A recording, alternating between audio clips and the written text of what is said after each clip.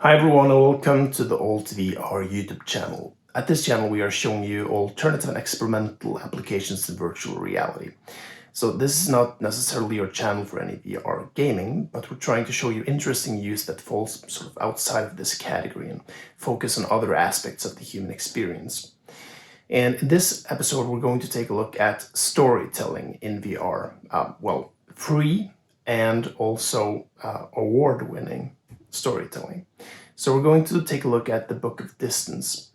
Now, this is released for free now at Steam VR, and I think it's been for a while. I just haven't been able to check it out. But I actually first saw it in the Museum of Other Realities during Cannes XR in 2019. Now, it's a really fascinating piece, and it uses a lot of interesting elements to set and build up the scene and change the scene and tell a personal story. So let's check it out.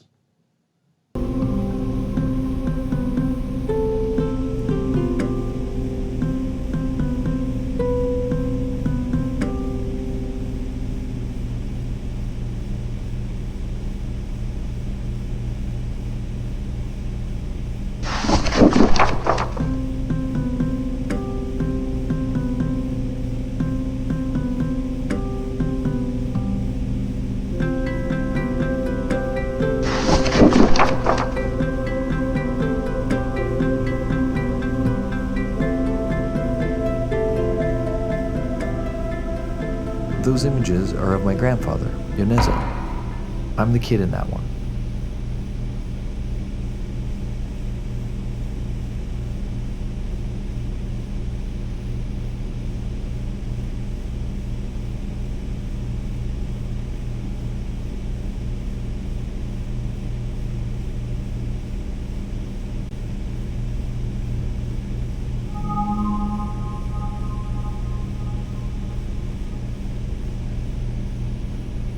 So you can throw that over to your left.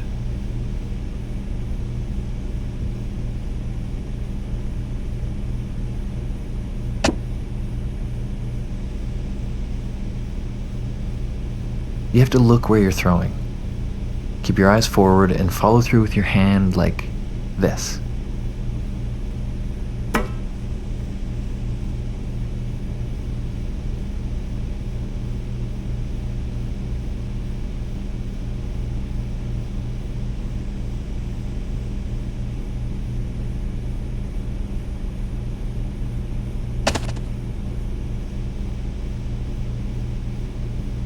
Thanks for being here. This is a place I made as a way of thinking about my grandfather, my family, and our stories. This is my dad. When I spoke to him, he said this. Well, you knew Grandpa, like he was so present by his lack of presence. It's true. My grandfather was the quietest man I've ever known. He never spoke about his past or his life in Japan before he came to Canada, and he never spoke Japanese to me. I was young, but it almost felt like being Japanese was something to be kept quiet. He was 18 when he came to Canada. Of course, when I think about going to Japan, I think about taking an airplane. But when my grandfather left home as a boy, it was 1935 and he traveled by ship. It would have taken weeks. Randy, I think that he was 15. No, he was 18 when he came here. No, like he was 15. Are you sure?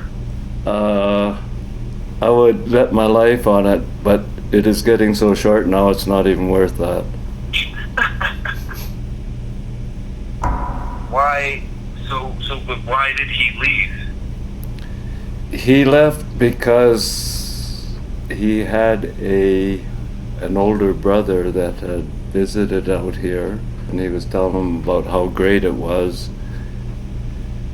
And so Dad, being the adventurous person that he was, decided to come out.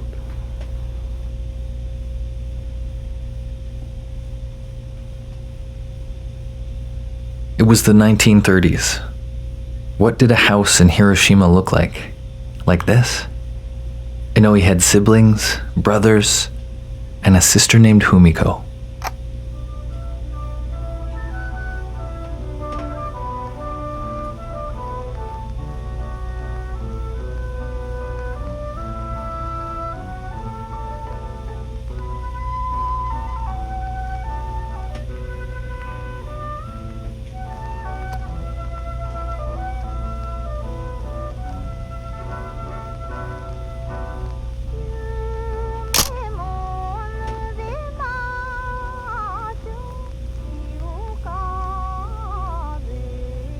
He was introduced to a Japanese family in Canada, and he wrote them.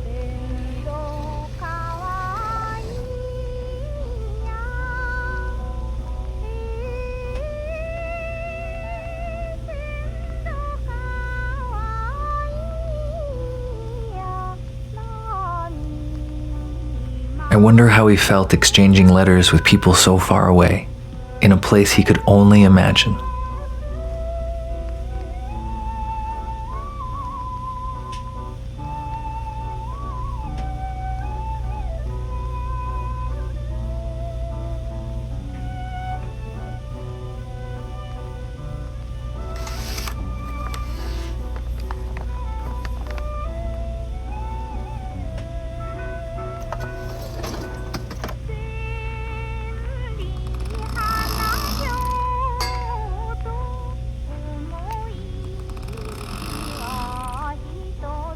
Eventually, from across the ocean, he received an invitation to start a new life.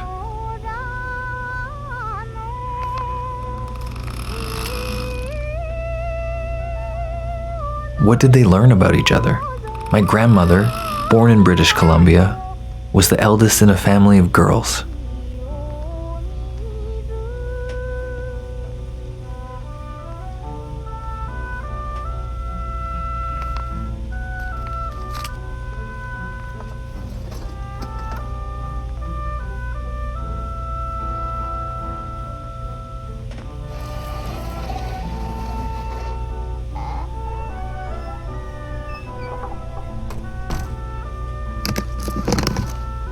What do you take with you when you leave on an adventure?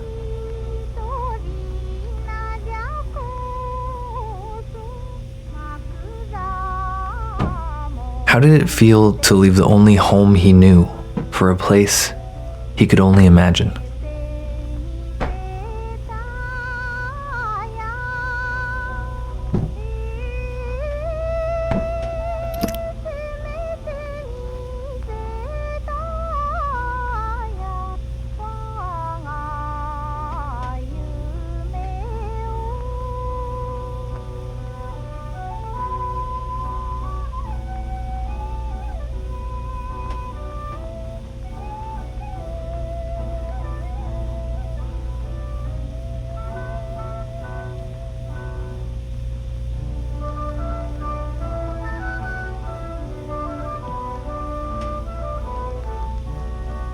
It was different to leave home in those days.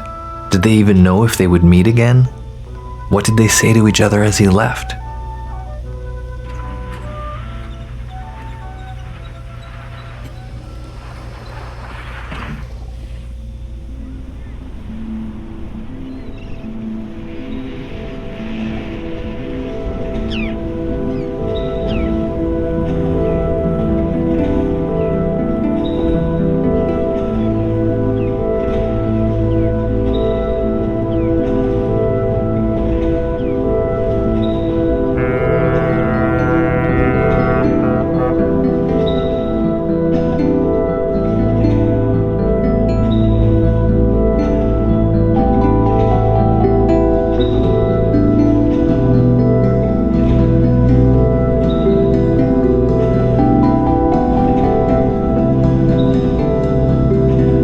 What did he hope for, this young man?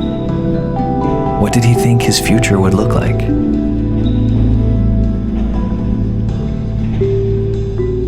It would have been in a place not so far from here.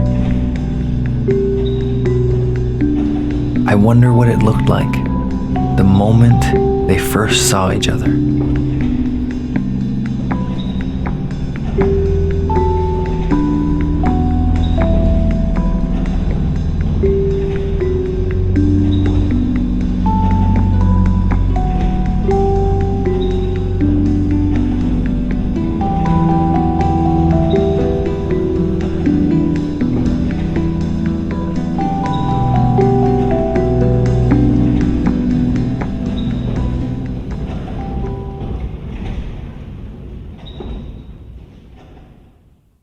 careful, just take a step back. This place is an act of imagination. It's an idea. Do all places start like this?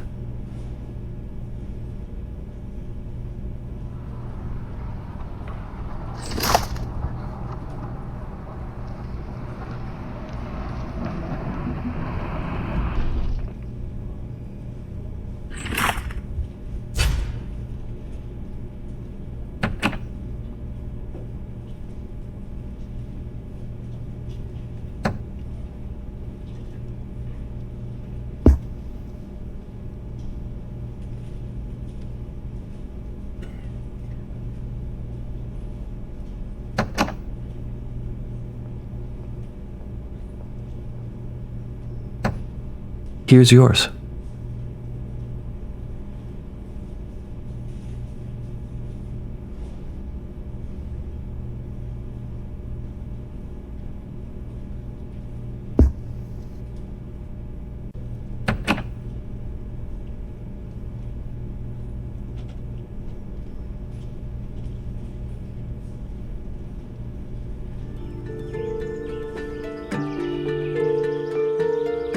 A home begins as a story we tell each other, a shared hope.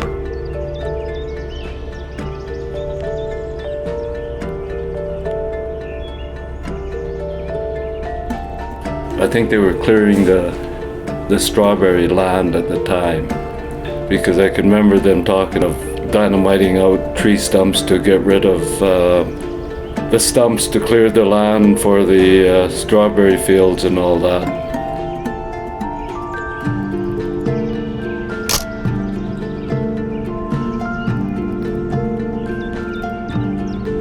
Why do you try to capture moments, to stop time, when we're happy, proud, together?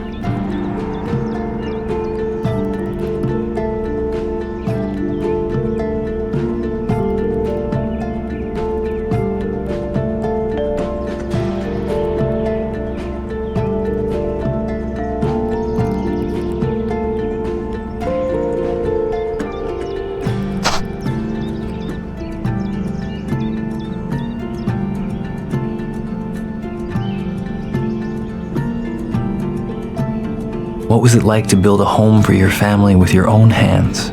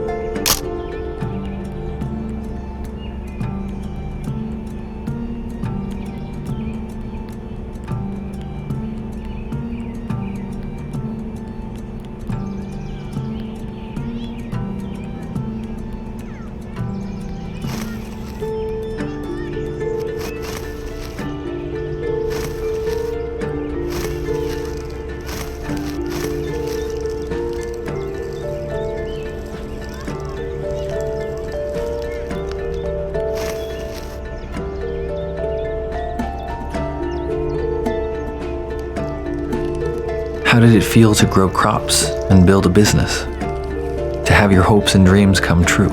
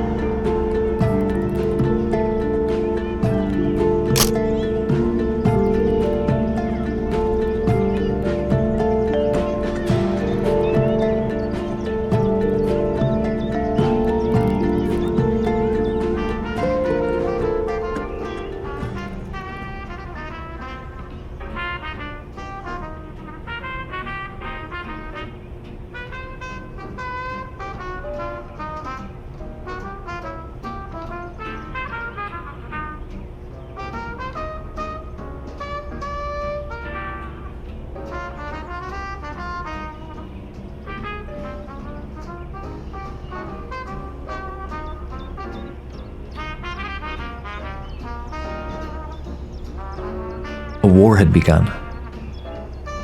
It started with registration, curfews, and surveillance. They were told it was for their own safety. The vehicles were taken away. And then they were told they had to pack only what they could carry. The Japanese have attacked Pearl Harbor, Hawaii from the air. I'll repeat that. President Roosevelt says... Personnel of the sheriff and police force is embraced on a two-platoon basis with 12-hour shifts. Between the various army posts, everyone near the island.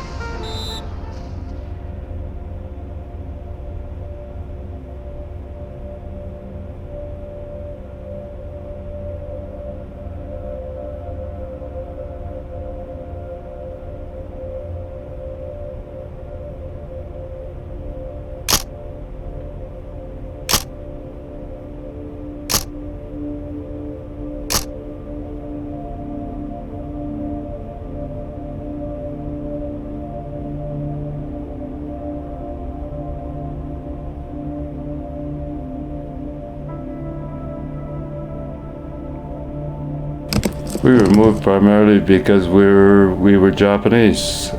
Really for no other reason. What weren't they allowed to take? Cameras, radios, Why weren't they allowed?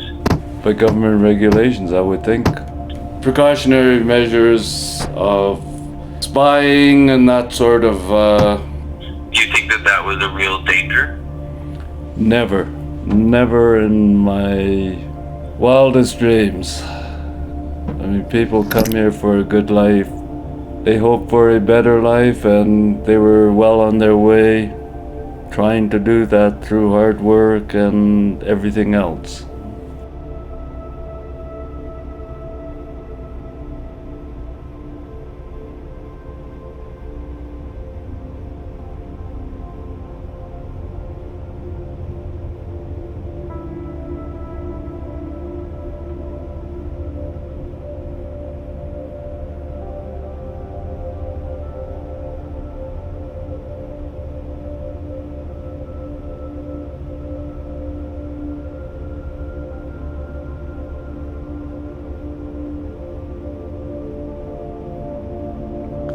The family was separated, and they were taken to different internment camps.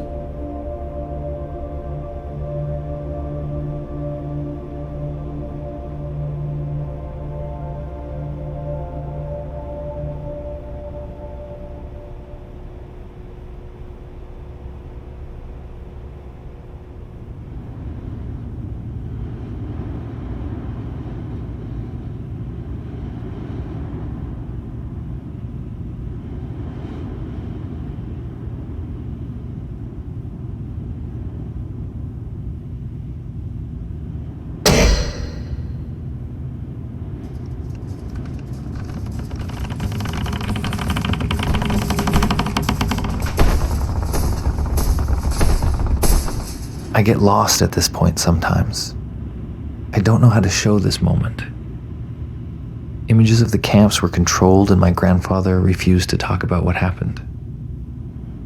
I'm trying to find a way to see him here, to stand with him. Because most didn't. Most were able to look away.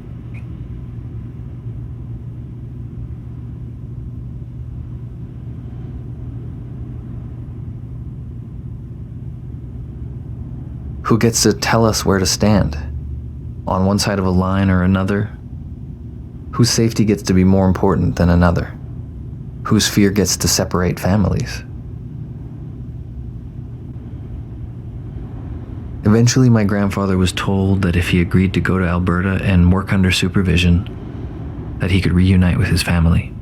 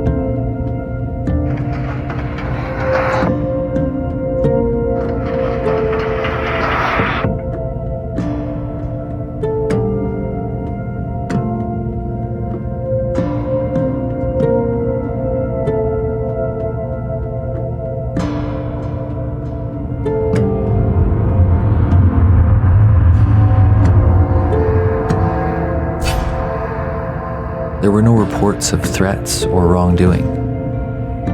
There were no crimes or acts of subversion. 22,000 people were removed from their homes. They went peacefully, trusting that they would be treated fairly.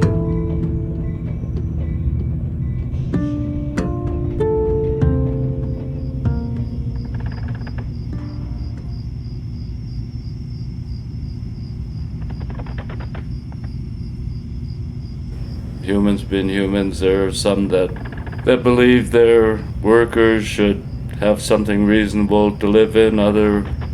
Others treat them like it's forced labor and they're lucky to have a roof over their head, so they would be the equivalent of glorified, fixed up chicken coops.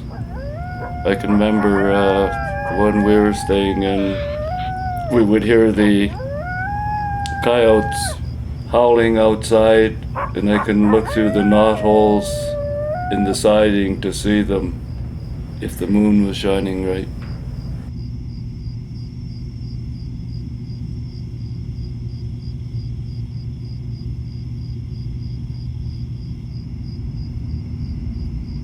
He worked for someone else on land that he did not own. He was not allowed to possess vehicles, newspapers, radios, cameras, or to gather in groups with people who looked like him.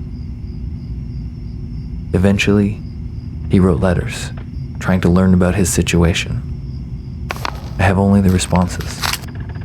They came from many, from government employees and departments created to respond, to delay, to erase. 1st January, 1943. Department of the Secretary of State, Office of the Custodian, Japanese Evacuation Section. 12th May, 1944. Request for funds held to your credit at this office has been forwarded through the Department. We've now had a recheck of your chattels. We take this opportunity of herewith a revised list, which we trust you will find satisfactory. 28th December. No revenue accrued to your credit at this office in view of the fact. Kindly sign and return one copy to us. 17th of November. Your house and farm have now been vacated by the previous tenant and are going to be rented to a Mr. H. Belongings is assigned by you. It will be necessary for you to pay the freight on this, and you should indicate your willingness to do so in your application to the Security Commission. Yours truly, H. F. Green, Manager, Protection Department.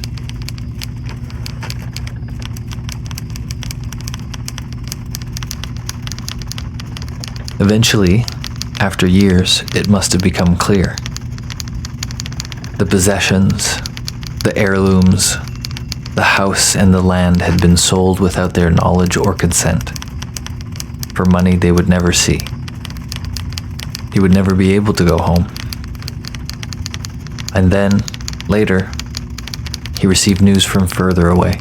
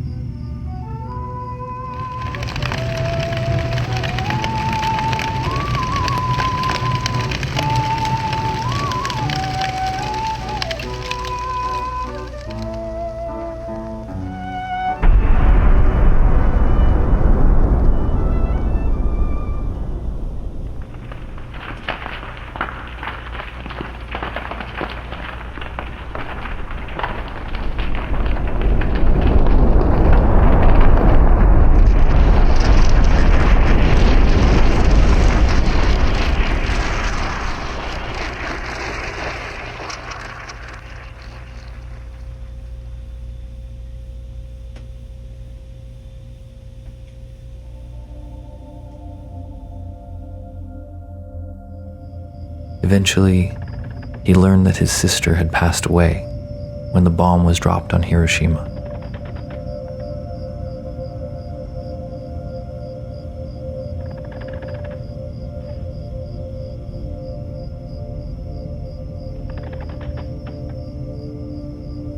How do you begin to imagine a whole life? My grandfather never spoke to me about his past. He never spoke to us in Japanese. I know that without a home to return to, he stayed and he worked. Eventually, he scraped together enough to buy a small house in Alberta.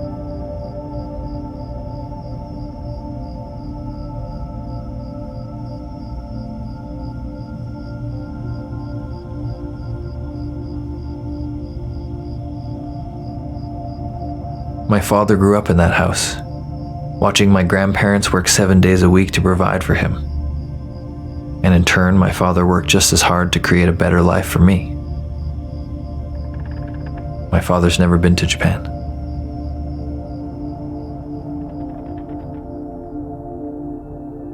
When my father built a home for his family, my grandfather was there to help him. My grandpa was a big presence in my life. We'd fish, camp, play games, and he'd talk about the weather the way only a farmer can.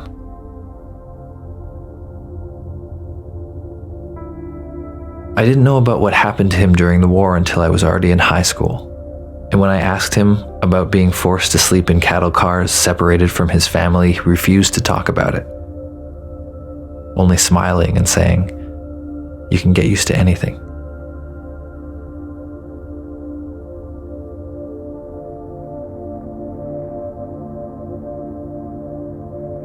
After school, I saved enough for a ticket and I flew to Japan. And while I was living there, the great hero of my life passed away.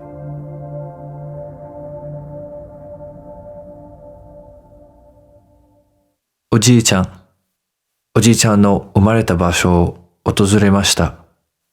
美しい場所でした。あなたが旅に出たことを感謝しています。おじいちゃんのおかげで、私は美しい世界を見ることができました。おじいちゃんの願いが、こんなに遠くまで届いてるが、見えますか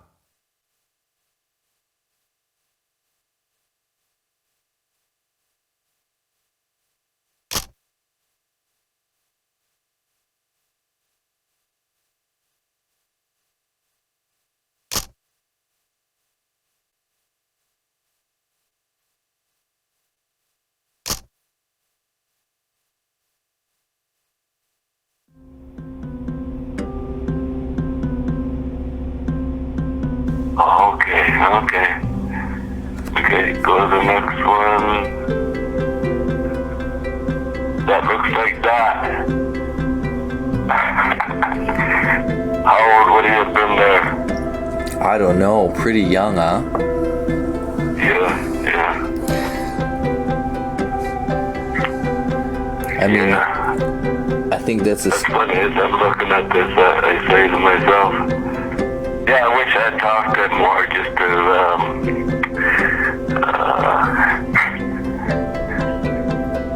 because just from knowing him, like, or not obviously, I know him, just from who he is, it's so hard for me to understand his explorative nature. Yeah. But, yeah. Yeah, good stuff.